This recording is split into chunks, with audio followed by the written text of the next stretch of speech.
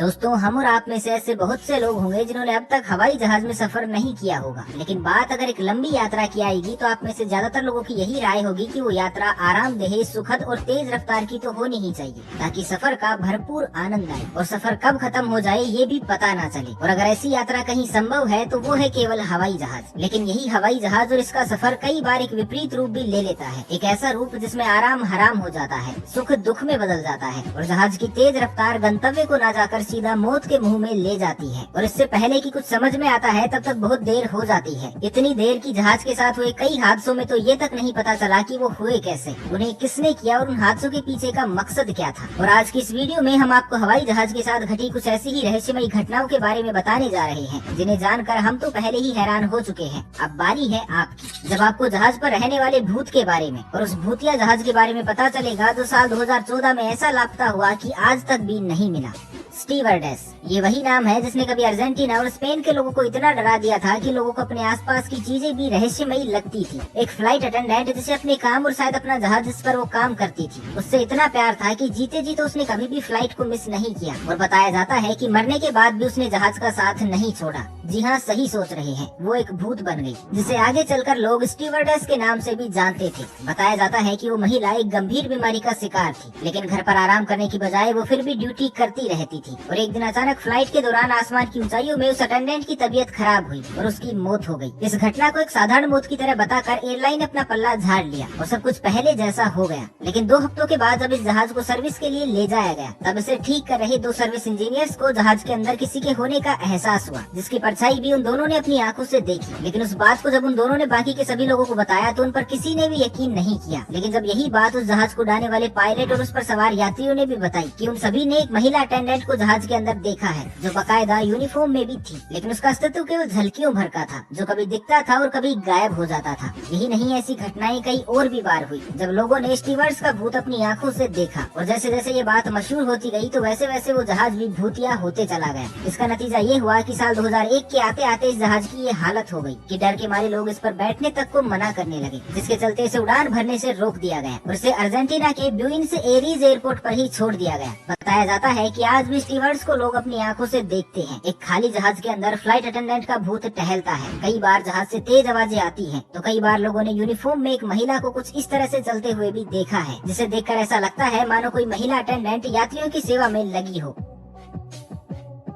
जहाज के साथ कुछ ऐसी ही रहस्यमयी घटना 1 सितंबर साल 1983 को भी हुई थी, जब रशिया का एक फाइटर प्लेन आसमान में दुश्मन देश अमेरिका द्वारा भेजे गए एक जासूसी विमान को ढूंढ रहा था, ताकि वो उसे ध्वस्त कर सके। अभी रूस का फाइटर प्लेन दुश्मन देश का विमान ढूंढ ही रहा था कि तभी अचानक उसके सामने एक विमान आ जाता है और वो उसे उड़ा देता है। रूस को लगता है कि उसने दुश्मन देश के जासूस को ढेर कर दिया है, लेकिन बाद में पता चलता है कि उसने गलती से दुश्मन देश के 269 मासूम नागरिक ढेर कर दिए। उसने एक कमर्शियल जहाज जिसमें 240 यात्री और 29 क्रू मेंबर बैठे हुए थे, जिनका कोई कसूर नहीं था, एक जासूसी विमान समझकर मार गिराया, जिसमें सभी लोग मौके पर ही मारे भी गए। अब रूस से भले ही चूक हो गई थी, लेकिन वो ये भी जानता था कि वो उससे मुकर भी नहीं सकता और बेगुनाह लोगों की मौत का पाप अपने सर पर भी नहीं ले सकता, वरना पूरी दुनिया उसके पीछे पड़ जाएगी। इसलिए अमेरिका ने जैसे ही इस मुद्दे को उठाया तो रूस ने तुरंत ही पलटवार कर दिया और बताया कि उसने जिस जहाज को मार गिराया था वो यात्रियों से भरा हुआ नहीं था, बल्कि जासूसों से भरा था और वो सभी उसके देश के लिए खतरा थे। लेकिन जब रूस ने जहाज का मलबा तक अमेरिका को सौंपने से मना कर दिया तो उसकी नीयत और हरकत दोनों का एहसास अमेरिका ही नहीं बल्कि पूरी दुनिया को भी हो गया। लेकिन कहते हैं ना कि जब कोई सबूत नहीं तो फिर कोई गुनाह भी नहीं, और जहाँ गुनाह नहीं वहाँ गुनहगार भी कोई नहीं। और इस तरह ये रहस्यमयी हादसा दबा दिया गया। लेकिन जब यूएसएसआर टूटकर रूस बना तब इस रहस्यमयी प्लेन हादसे से कई पर्दे उठे कि रूस ने एक बोइंग RC 135, जो एक अमेरिकी जासूसी विमान ही था, इसे ढूंढने के लिए एक अभियान चलाया था और इस पर रूस ने 2 मिसाइल भी दागे थे। लेकिन वो एक कमर्शियल जहाज पर जाकर कैसे लगे, ये राज फिर भी बाहर नहीं आ सका। और क्योंकि हादसे के तुरंत बाद ही यूएसएसआर ने मलबे को भी गायब कर दिया था, जिससे सबूतों को मिटाया जा सके, तो ये प्लेन हादसा हमेशा के लिए एक रहस्य बनकर ही रह गया। और इस बात का जवाब कभी भी नहीं मिला कि आखिर उस दिन उस अमेरिकी जहाज के साथ सचमुच में क्या हुआ था। दोस्तों, आपने दूसरे विश्व युद्ध से जुड़ी बहुत सी कहानियां तो सुनी ही होंगी, जिसमें पूरी दुनिया ने 2 हिस्सों में बंटकर एक दूसरे पर जल, थल और वायु हर क्षेत्र में हमले किए थे। लेकिन हमला करने के कुछ तरीके ऐसे भी थे जो ना तो तब किसी को पता चले और जब पता भी चले तो कोई उन्हें समझ ही नहीं पाया। ऐसा एक हथियार था ग्रेमलिन, वो जीव जिसका इस्तेमाल दूसरे विश्व युद्ध के दौरान खास करके विमानों में किया जाता था, जब दुश्मन देश अपने दुश्मन के जहाजों में जीवों को छोड़ दिया करते थे। एक ऐसे रहस्यमयी जीव जिनके बारे में शुरुआत में तो किसी को आइडिया भी नहीं लगा, लेकिन जब इनकी मौजूदगी में बड़े बड़े विमान हादसों की शुरुआत हुई और इनके रहते विमान में गड़बड़ियां आने लगी तो सभी देश ग्रेमलिन को लेकर चौकन्ना हुए। इस रहस्यमय जीव के बारे में सबसे पहले एक अमेरिकी पायलट ने बताया, जब करीब 25,000 फीट की ऊंचाई पर यात्रियों से भरे एक बोइंग विमान को वो पायलट उड़ा रहा था, तभी अचानक उसके पैरों पर किसी रहस्यमयी जीव ने हमला कर दिया। सैकड़ों की संख्या में अनजाने जीव जहाज में से एक एक कर निकलने लगे, जिन्होंने पहले तो केबिन में उसे परेशान किया, फिर उसकी वजह से जहाज में भी खराबी आने लगी। पायलट ने बताया कि जहाज के इंजन में ईंधन रुक रुक कर जा रहा था, जो उस दिन से पहले होते हुए उसने कभी भी नहीं देखा था। और तो और प्लेन का इलेक्ट्रिकल सिस्टम भी पूरी तरह से चरमरा गया था, जिसके चलते लाइट बार बार आती और फिर चली जाती। प्लेन में बैठे कुछ यात्रियों ने भी उन रहस्यमय जीवों की पुष्टि की और बताया कि वो अजीब से दिखने वाले जीव छोटे जरूर थे, लेकिन उनमें से कुछ जीव तो ऐसे भी थे जो एक एक फीट तक के भी थे, जिनके बड़े बड़े कान थे और आंखें ऐसी मानो उनमें से खून कभी भी बहने लगेगा। फिर जब कुछ ऐसी ही शिकायत ब्रिटेन के एक पायलट ने भी की, तो फिर प्लेन के हादसों और उनमें मिलने वाले ग्रेमलिन को गंभीरता से लिया गया और उसकी जांच की गई, तो पता चला कि मिडिल ईस्ट में मौजूद आइलैंड ऑफ माल्टा वो जगह थी जहां ये रहस्यमय जीव पाए गए थे। लेकिन उन्हें वहां से पूरी दुनिया के जहाजों तक कौन पहुंचा रहा था, ये आज भी एक रहस्य है। और केवल इतिहास ही नहीं, वर्तमान में भी प्लेन ऐसे रहस्यमय हादसों का शिकार हो रहे हैं, जिनके बारे में एक सबूत तक नहीं मिला है। और वो भी तब जब आज पूरी दुनिया डिजिटल युग में जी रही है और हर तरफ सीसीटीवी कैमरे लगे हुए हैं, जिनकी नजर से कोई भी नहीं बच पाता, और जो बच भी जाता है उन्हें कोई अन्य उपकरण पकड़ लेते हैं। ऐसे युग में भी मलेशियन एयरलाइन की फ्लाइट MS-370 मलेशिया के कुआलालंपुर एयरपोर्ट से उड़ान तो भरती है, लेकिन ये विमान कभी भी अपने गंतव्य चाइना के बीजिंग नहीं पहुंचता। ये घटना है साल 2014 की, जब 239 यात्रियों वाला ये विमान अचानक ही ट्रैफिक कंट्रोल की नजर से ऐसा गायब होता है कि ना तो कभी इसका संपर्क जुड़ता है और न ही इसका कभी पता चलता है। और आज 7 साल के बाद भी इसका कोई पता नहीं है कि ये कहाँ है।